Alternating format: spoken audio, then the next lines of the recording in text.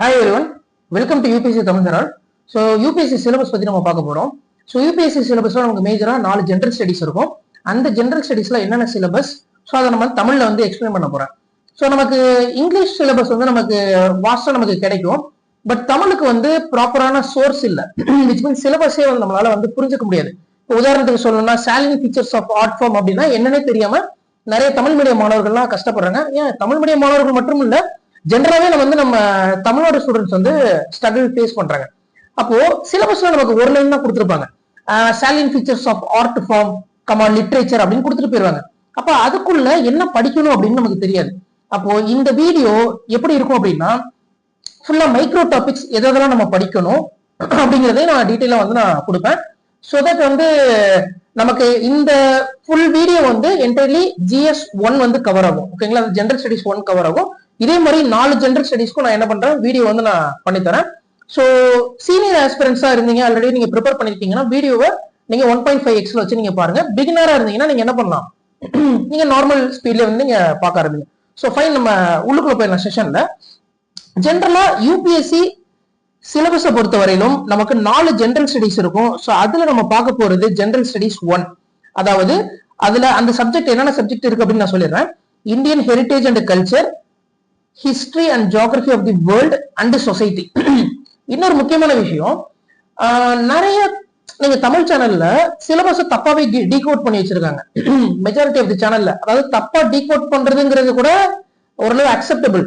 ஆனா சொசைட்டி சப்ஜெக்ட தூக்கி கொண்டு போய் GS 2 எல்லாம் போட்டு வச்சிருக்காங்க. இந்த மாதிரிலாம் வீடியோஸ் வந்து உங்களுக்கு இருக்கும். ஸோ அதனாலதான் நான் சொல்றேன், நம்ம வந்து கரெக்டா ப்ராப்பரா கொஞ்சம் எடுத்துட்டு வந்திருக்கோம். So Indian heritage and culture, அதாவது இந்தியாவோட பாரம்பரியம் மற்றும் கலாச்சாரம் என்ன அப்படிங்கறத கேட்டிருக்காங்க. அதே மாதிரி history and geography of the world, அதாவது நம்ம உலக புவியியல் மற்றும் வரலாறு, உலக வரலாறு ஆஸ் வெல் அஸ் இந்தியன் வரலாறு எல்லாமே வந்து இதுக்குள்ள அடங்கிறோம். அண்ட் சொசைட்டி, சமூகம் சார்ந்த விஷயங்கள் அதுவுமே நமக்கு வரும். ஸோ இதுதான் ஜெனரல் ஸ்டடிஸ் 1க்கான சப்ஜெக்ட். ஸோ இப்போ இதுல என்னென்ன கொடுத்துருக்காங்க அப்படின்னு நம்ம பார்க்கலாம். First of all Indian culture. So இதுல salient aspects of art forms, literature and architectural from ancient to modern times. So இங்க பாத்தீங்கன்னா இந்திய கலாச்சாரத்தை பத்தி கேட்கிறாங்க. அது கலாச்சாரம் எப்படின்னா என்னென்ன ஆஸ்பெக்ட்னு பாருங்க. பாரம்பரியமான அந்த கலை வடிவங்கள், அது ஆர்ட் ஃபார்ம்ஸ். அதே மாதிரி இலக்கியம், லிட்ரேச்சர் இருக்கு பாத்தீங்களா. ஸோ என்னென்னங்கிறத நான் ஒன்ஸ் இந்த சிலபஸ்ல நமக்கு வந்து பாத்தீங்கன்னா அப் டு இந்த ஜியோகிராபிக்கல் இண்டிகேட்டர்ஸ், இந்த ஜியோபிசிக்கல் பினாமினன் வரலும் நமக்கு இருக்கும். ஸோ இதை நான் என்னன்னு சொல்லிடுறேன். சொன்னதுக்கு அப்புறமா நான் வந்து மைக்ரோ டாபிக்ஸ் என்னென்ன படிக்கணும் அப்படிங்கறத நான் வீடியோக்கு அப்புறமா நான் சொல்லுவேன். ஓகேங்களா, ஸோ டோன்ட் வரி. ஸோ இதுல வந்து பாத்தீங்கன்னா எங்க வரலும் படிக்கணும்னா ஏன்ஷியன்ட்ல இருந்து மாடர்ன் டைம்ஸ், அதாவது நம்ம பண்டைய காலத்துல இருந்து இப்ப இருக்கிற வரலுமே நம்ம என்ன பண்ணணும், படிக்கணும். அதுதான் இங்க கொடுத்துருக்கேன். இந்திய கலாச்சாரம், பாரம்பரிய கலை வடிவங்கள், இலக்கியம் மற்றும் கட்டிடக்கலை ஆகியவற்றின் முக்கிய அம்சங்கள், அதான் ஆர்கிடெக்சர். ஓகேங்களா, அதான் கட்டிடக்கலை. சோ இதுதான் ஃபர்ஸ்ட் ஒன். அண்ட் ரெண்டாவது ஒன் பாருங்க, modern Indian history from about the middle of the 18th century until the present. இதுல இருக்கிற சிக்னிபிகன்ட் ஈவெண்ட்ஸ், பர்சனாலிட்டிஸ், இஷ்யூஸ், அதாவது நம்ம history, Indian history, modern Indian history படிக்கணும். அதாவது எப்பன்னா 18ஆம் நூற்றாண்டின் நடுப்பகுதியிலிருந்து இப்ப இருக்கிற காலம் வரையில படிக்க சொல்லியிருக்காங்க பாருங்க. சோ இதுல இருக்கிற முக்கிய நிகழ்வுகள், ஈவெண்ட்ஸ், அதே மாதிரி தலைச்சிறந்த நபர்கள், பர்சனாலிட்டிஸ், அதே மாதிரி முக்கியமான பிரச்சனைகள், இஷ்யூஸ். சோ இது வந்து படிக்கணும். அதே மாதிரி நீங்க வந்து ஹிஸ்டரி கொஸ்டின்ஸ் வந்து நம்ம பார்க்கலாம் பின்னாடி. நீங்க அப்போ 18ஆம் நூற்றாண்டு நடுப்பகுதியிலிருந்து படிச்சா மட்டும் போதுமா அப்படின்னா அது பத்தாது. ஸோ அட்வென்ட் ஆஃப் யூரோப்பியன்ஸ் இருக்காங்கல்ல, ஸோ அங்கிருந்து நம்ம என்ன பண்ணணும், படிக்கணும். ஸோ நடுவில் வந்து பேட்டில் ஆஃப் பிளாசில இருந்து எல்லாமே நமக்குள்ள வரும்.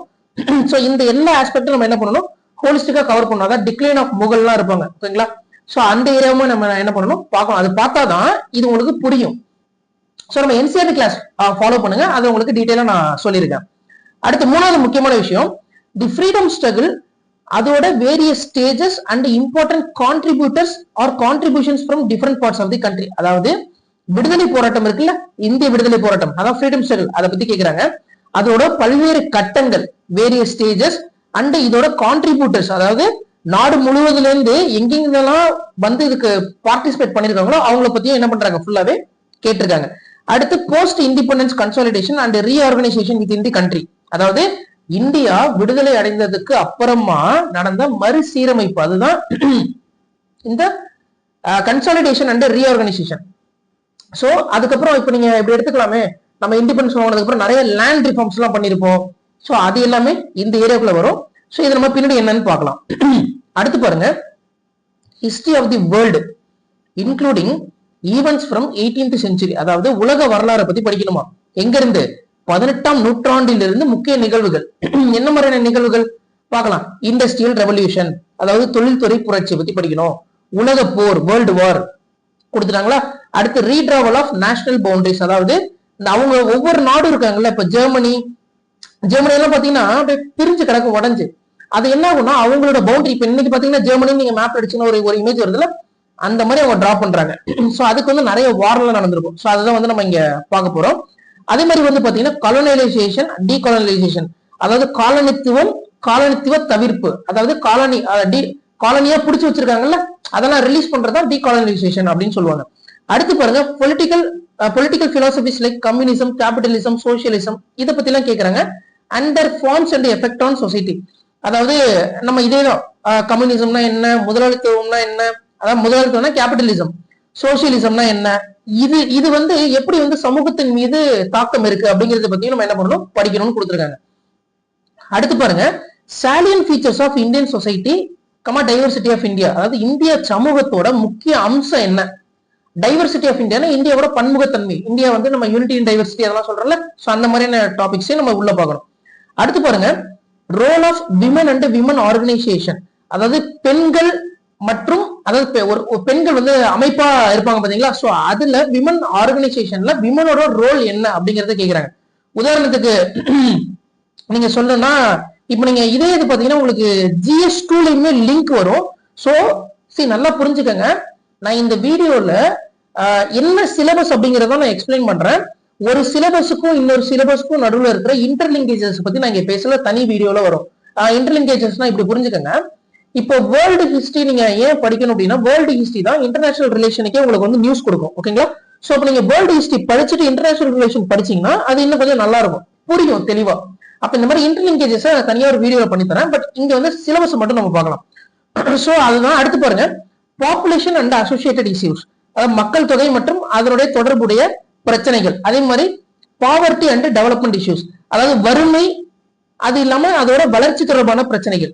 அர்பனைசேஷன், நகரமயமாக்கல், அதோட பிரச்சனை. ஓகேங்களா. அதுக்கு இருக்கிற சொல்யூஷன், ரெமிடிஸ், சோ பிரச்சனைகள் மற்றும் தீர்வுகள். இதுதான் அடுத்தவங்க கொடுத்திருக்க சிலபஸ். அடுத்து பாருங்க, effects of globalisation on Indian society, இந்திய சமூகத்துல உலகமயமாக்குதல் இருக்குல்ல, அதோட தாக்கம் என்ன. அதாவது குளோபலைசேஷன் எல்பிஜின்னு சொல்லுவாங்கல்ல, லிபரலைசேஷன், பிரைவேடைசேஷன், குளோபலைசேஷன், மொத்தம் மூணு ஸ்டேஜஸ் இருக்கும். சோ அதுல இந்த தேர்ட் ஒன் குளோபலைசேஷன்னா என்ன. இப்போ நீங்க இப்படி எடுத்துக்கலாமே, நம்ம நிறைய விஷயம் சொல்லுவாங்க. என்னன்னா, குளோபலைசேஷன் பண்ணதை பத்தி நிறைய பொலிட்டிக்கல் லீடர்ஸ் எல்லாம், கார் கம்பெனி அங்க இருந்து இங்க வந்துருச்சு, வந்ததுனால நம்மளோட வளங்கள்லாம் சொல்லிட்டாங்க அப்படி ஜென்ரல் ஒரு ஆஸ்பெக்ட் எல்லாம் கொடுப்பாங்கல்ல. பட் ஏன் அதெல்லாம் வந்து உள்ள வந்தாங்க, சோ எக்ஸ்போர்ட்டுக்கும் இம்போர்ட்டுக்கும் நடுவுல இருக்கிற பிரச்சனை என்ன, நம்ம ஏன் வந்து வெளியில இருக்கிற கம்பெனிஸை உள்ள அலோவ் பண்றோம் அப்படிங்கிற மாதிரியான விஷயங்கள்லாம் பாப்பீங்க. சோ இது வந்து கிட்டத்தட்ட எக்கனாமியோட இன்டர்லிங்கா வரும். ஓகேங்களா. சோ இது அப்ப நீங்க எக்கனாமிலே நீங்க குளோபலைசேஷன் பத்தி படிக்கிறப்போ எங்க கவர் ஆகும், இங்க வந்து கவர் ஆகும். அடுத்து பாருங்க, social empowerment, communalism, regionalism, secularism, so சமூக அதிகாரப்படுத்துதல், அதே மாதிரி வகுப்புவாதம், பிராந்தியவாதம், மதசார்பற்ற தன்மை. செகுலரிசம் அப்படின்னா என்னது, ஒரு ரிலீஜனை நீங்க வந்து டிபெண்ட் பண்ணி இருக்கக்கூடாது. எல்லா ரிலீஜனுக்கும் இந்தியாவில வந்து எல்லா ரிலீஜனும் ஈக்குவலா பாக்குறது தான் வந்து நம்மளோட செகுலரிசம் கான்செப்ட். சோ அடுத்து பாருங்க, salient features of world physical geography, so உலக புவியியலோட அமைப்பு இருக்குல்ல, அதோட முக்கியத்துவம். சோ என்னங்கிறது நம்ம பார்க்கலாம், நான் உள்ள டீகோட் பண்ணி நான் தரேன். சோ ஒரி பண்ண வேண்டாம். அடுத்து பாருங்க, distribution of key natural resources across the world, அதாவது உலகம் ஃபுல்லா இயற்கை வளங்கள் வந்து பரவி கிடக்குல்ல, சோ அதோட பகிர்வு எங்கெங்கெல்லாம் இருக்கு. அது முக்கியமா எங்க கேக்குறாங்க பாருங்க, இன்க்ளூடிங் சவுத் ஏசியா, அதாவது தெற்கு ஆசியா மற்றும் இந்திய துணைக்கண்டம், அதுதான் வந்து இங்க வந்து மென்ஷன் பண்ணிருக்காங்க. இது கூட factors responsible for the location of primary, secondary, tertiary industries in the various part of the world, அதாவது இந்த முதன்மை, இரண்டாம் மற்றும் மூன்றாம் நிலை தொழில்கள் அப்படின்னு இருக்குல்ல, primary sector, secondary sector, tertiary sector. So இந்த செக்டர் இண்டஸ்ட்ரீஸ் வேர்ல்டு ஃபுல்லா எங்க இருக்கு, அப்படி அந்த இண்டஸ்ட்ரீஸ் அங்க இருக்கிறதுக்கு என்னென்ன லோக்கல் ஃபேக்டர் எல்லாம் ரெஸ்பான்சிபிளா இருக்கு. இப்ப உதாரணத்துக்கு புரிஞ்சுக்கணும்னா, இப்ப மேட்டூர்ல வந்து நம்ம வந்து தெர்மல் பவர் பிளான்ட் இருக்கு. ஓகேங்களா. ஏன் தெர்மல் பவர் பிளான்ட் அங்க கொண்டு போய் வச்சிருக்காங்க? பிகாஸ் அங்க வந்து வாட்டர் இருக்கு. ஸோ வந்து உங்களுக்கு கோல் ஒரு இடத்துல இருந்து எடுத்துட்டு வருவாங்க. அப்போ கோல் எடுத்துட்டு வந்து அந்த கோலை எரிச்சு, மேட்டூர்ல நமக்கு தெரியும் ஆப்வியஸா தண்ணி இருக்கு, அந்த தண்ணியை நீராவியாக்கி அந்த நீராவிய டர்பைனை சுத்த வச்சு நமக்கு பவர் ஜெனரேஷன் ப்ரொடியூஸ் பண்றாங்க. அப்ப மேஜர் சோர்ஸ் என்ன? நமக்கு வாட்டர் வேணும். அப்போ மேஜர் சோர்ஸ் வாட்டர் இருக்கனால அது பக்கத்துல மேட்டூர்ல என்ன பண்றாங்க, தெர்மல் பவர் ஸ்டேஷன் நமக்கு பிளான் பண்றாங்க. இந்த மாதிரி வேர்ல்டு லெவல்ல எங்கெல்லாம் சில இடத்துல கார் கம்பெனி இருக்கும். அப்ப ஏன் வந்து கார் கம்பெனி அங்க இருக்கு அப்படின்னா அங்க லோக்கல் ஃபேக்டர்ஸ் என்னன்னா அப்படிங்கிற ஆஸ்பெக்ட்ல நம்ம என்ன பண்ணணும், படிக்கணும். அயன் ஒரு பக்கத்திலே இருக்கும், இல்ல சில இடத்துல ரிவர் ஓடலாம், ஸோ தண்ணி அதிகமா கன்சியூம் பண்ணும். ஸோ இதெல்லாம் வாட்டர் இன்டென்சிவான ஒரு இண்டஸ்ட்ரீஸ். ஸோ அதனால அப்ப இந்த ஆஸ்பெக்ட பத்தி நம்ம என்ன பண்ணணும், ஜென்ரலா படிக்கணும். இப்போ நல்லா புரிஞ்சுக்கோங்க, இதெல்லாம் ஏன் சார் யூபிஎஸ்சி கொண்டு வந்து வச்சிருக்காங்க அப்படின்னு நீங்க கேட்கலாம். இப்படி எடுத்துக்கலாம், வேர்ல்டு லெவல்ல இருக்கிற ரிசோர்ஸ் எங்கெங்க இருக்கு அப்படின்னு நம்ம தெரிஞ்சுக்கிட்டோம்னு வைங்களேன். இப்போ ஃபார் எக்ஸாம்பிள் ஜெர்மனில ஒரு கார் கம்பெனி இருக்கு, அவங்க வந்து இத்தனை லிட்டர் ஒரு கார் வந்து மேனுபேக்சர் பண்றப்ப இத்தனை லிட்டர் தண்ணி ப்ரொடியூஸ் பண்றாங்க அப்படின்னு நமக்கு தெரியுதுன்னு வைங்களேன். நமக்கு தெரியும் அதே மாதிரி ஒரு கார் கம்பெனி இந்தியாவுக்கு வராங்க அப்படின்னா, சோ நம்ம கிட்ட இப்போ ஃபார் எக்ஸாம்பிள் அந்த கார் கம்பெனி இந்தியாவுக்கு வந்ததுன்னா இந்தியாவோட எக்ஸ்போர்ட் அதிகரிக்கும். அதனால நம்ம கிட்ட வந்து அதிகமான டாலர்ஸ் வந்து நம்ம கையிருப்பு இருக்கும். டாலர்ஸ் அதிகமா கையில இருந்தது அப்படின்னா நம்மளால எந்த பொருளை வேணா என்ன பண்ண முடியும், ஈஸியா நம்மளால போய் வாங்க முடியும். அப்போ நம்ம இந்த மாதிரி ஏரியாஸை படிக்கிறது மூலமா இப்போ ஃபார் எக்ஸாம்பிள் நமக்கு வந்து ஜார்க்கண்ட்ல வந்து போதுமான ரா மெட்டீரியல் இருக்குன்னு வைங்களேன். நம்ம ஜெர்மனில இருந்து ஒரு கார் கம்பெனி கொண்டு வந்து நம்ம ஜார்க்கண்ட்ல இறங்கிட்டோம், ஆனா போதுமான தண்ணி ஃபெசிலிட்டி இல்லைன்னா சோ அப்ப இதை பத்தி அப்ப அது ஃபெயிலியர் ப்ராஜெக்ட் ஆயிடும். அப்புறம் நம்ம பல கோடி ரூபாய் இன்வெஸ்ட் பண்ணி அது லாஸ் ஆயிடும். அதனால நம்ம என்ன பண்ணணும், இந்த மாதிரி ஆஸ்பெக்ட் நம்ம படிக்கணும். ஓகேங்களா? ஏன்னா நம்ம தான் வந்து பியூரோக்ராட்டுக்கு நம்ம ப்ரிப்பேர் பண்றோம். அப்படிங்கிறப்போ பியூரோக்ரசி தான் எல்லாமே. ஸோ அடுத்து பாருங்க, important geophysical phenomenon such as earthquake, tsunami, volcanic activity, cyclone. அதாவது நிலநடுக்கம், சுனாமி, அடுத்து வந்து எரிமலை வந்து வெடிக்கிறது, அதே மாதிரி புயல் போன்ற விஷயங்களை பத்தியும் நம்ம என்ன பண்ணணும், படிக்கணும். இப்ப அதை பத்தி படிக்கிறதன் மூலமா சரி. அதே மாதிரி இந்த ஏரியாலாம் பாத்தீங்கன்னா உங்களுக்கு டிசாஸ்டர் மேனேஜ்மெண்ட்னு ஒரு சப்ஜெக்ட் இருக்கும், அதோட இன்டர்லிங்கேஜ். ஓகேங்களா? சோ இதை படிக்கிறப்போ அது கவர் ஆயிடும், அதை படிக்கிறப்போ இது கவர் ஆயிடும். சோ இதுதான் வந்து சோ ஜென்ரல். அடுத்து பாருங்க, geographical features and location, changes in critical geographical features including water bodies, ice caps and in flora and fauna and the effects of such changes. ஒண்ணும் பயப்படாதீங்க, ஒண்ணுமே கொடுக்கல. சோ ஜென்ரலா புவியியலோட அம்சங்கள் என்ன, அதோட இருப்பிடம், சோ அது வந்து நீர்நிலையா இருக்கா இல்ல பனிப்பாறைகளா இருக்கா அப்படிங்கறத பத்தியும் நம்ம படிக்க போறோம். அதுல ஏதாவது சேஞ்சஸ், இப்போ நீங்க குளோபல் வார்மிங் நடக்குது பாத்தீங்களா, அப்ப உலகம் வெப்பமயமாகிறதுனால ஜென்ரலா உங்களுக்கு என்ன ஆகும், ஒரு விலங்கு மற்றும் உயிரினத்துல தாவரத்திலே நமக்கு வந்து சேஞ்சஸ் நடக்கும். ஃபார் எக்ஸாம்பிள் இப்படி எடுத்துக்கலாமே, இப்ப குளோபல் வார்மிங் அதிகமாயிடுச்சு அப்படின்னா நமக்கு வந்து ஒரு ஸ்பீசிஸ் இப்போ உயிர் வாழுதுன்னு வைங்களேன். ஃபார் எக்ஸாம்பிள் இந்தியால வந்து 30 டிகிரி செல்சியஸ்ல ஒரு உயிரினம் இருக்கு அப்படின்னு எடுத்துக்கலாமே.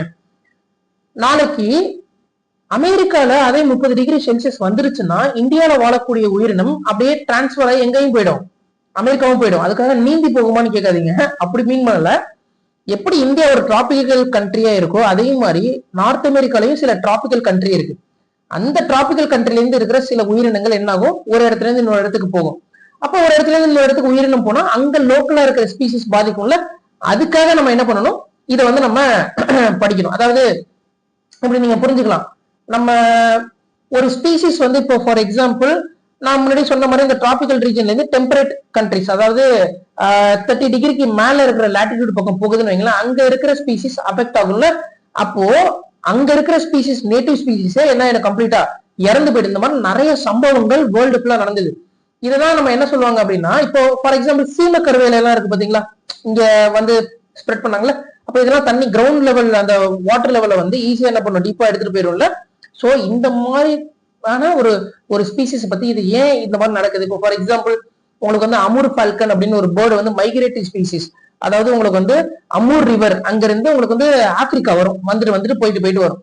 திடீர்னு இந்த பேர்டு குளோபல் வார்மிங்கால வரலன்னு வைங்களேன், ஆப்பிரிக்கால இருக்கிற ஸ்பீசிஸ் வந்து இதனால வந்து பாதிக்கப்படும். ஏன்னா ஒவ்வொரு ஸ்பீசிஸும் ஒன்னு தொடர்பு உடையது, ஃபுட் செயின் இந்த மாதிரிலாம் நம்ம படிப்போம்ல. அப்ப விஷயம் என்னன்னா, இது என்னதான் GS1 இருந்தாலும் ஜியோகிராபியா இருந்தாலும் இது கூட எதுவும் மிக்ஸ் ஆகும், என்விரான்மெண்ட்டும் இது கூட என்ன மிக்ஸ் ஆகும், டிசாஸ்டர் மேனேஜ்மெண்ட்டும் மிக்ஸ் ஆகும். அப்ப நீங்க ஜென்ரலா படிக்கிறப்போ geography, environment and disaster management இது மூணையுமே சேர்த்து படிக்கிறதா என்னது ஒரு அட்வைசபிளான ஒரு மெத்தட். சோ இதுதான் கைஸ் வந்து ஜென்ரலான சிலபஸ் டீகோட் பண்ணது. இப்ப நம்ம என்ன பண்ண போறோம் அப்படின்னா மைக்ரோ சிலபஸ் என்னென்ன அப்படிங்கறத நம்ம பார்க்கலாம்.